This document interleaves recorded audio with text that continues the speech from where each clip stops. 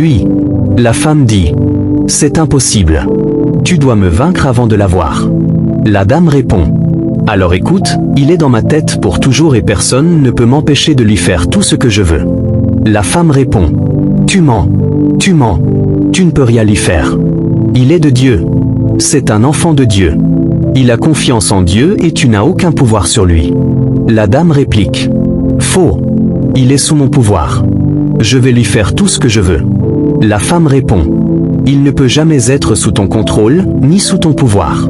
Puis elle continue à prier en brandissant la Bible. Satan, tu n'as aucun pouvoir. Sors de ce corps. J'ordonne au nom de Dieu, sors. Sors.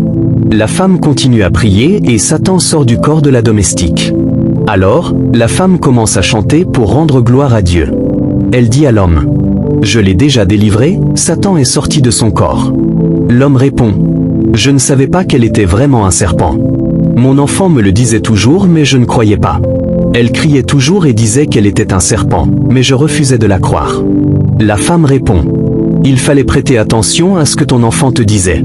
Parfois, les enfants voient ce que nous, les grands, ne pouvons pas voir. Je conseille toujours aux parents d'écouter leurs enfants et de donner de la valeur à leurs paroles. L'homme dit. J'ai perdu mon enfant. La femme pria pour lui. Abonnez-vous. Abonnez-vous pour plus d'histoires comme celle-ci.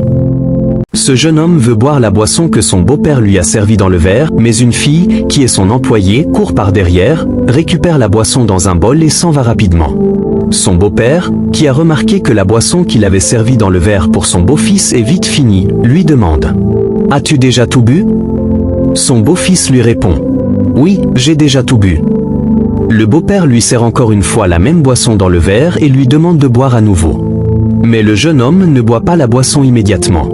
Après un moment de discussion, son beau-père lui demande encore de boire. Le jeune homme lui répond. Comme je viens de boire un verre rempli de boisson, je dois patienter un peu.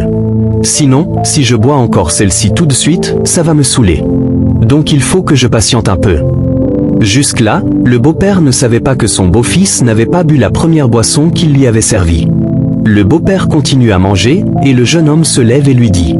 Laisse-moi aller aux toilettes, je reviens bientôt. Il dit cela et s'en va. Le jeune homme profite de ce moment pour aller voir son employée, celle qui était venue récupérer la boisson, afin de discuter avec elle. Arrivé chez la fille, il lui demande. Quel est ce comportement que tu viens d'adopter en récupérant la boisson que je voulais boire? La fille lui répond. J'ai vu quelqu'un mettre quelque chose dans la boisson. C'est pourquoi, lorsque tu as voulu la boire, je suis venu la récupérer et je t'ai fait signe de ne pas parler. De son côté,